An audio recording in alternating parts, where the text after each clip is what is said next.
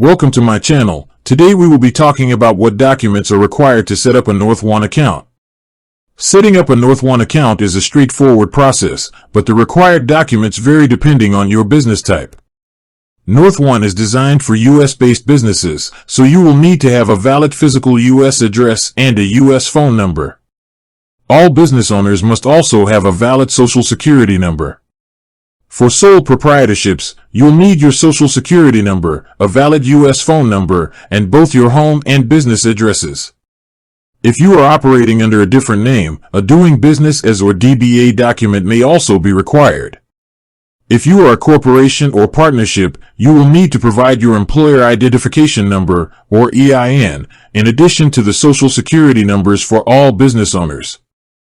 You will also need to provide your business and home addresses and information about your business, such as its industry and years of operation.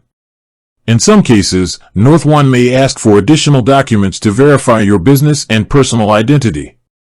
These can include a U.S. driver's license, a state-issued ID, or other government-issued identification. They may also ask for business formation documents, such as your articles of incorporation or an operating agreement. With that being said, thank you for watching. For more finance videos, kindly check my page. Please like, share, comment and subscribe to my channel. Thank you.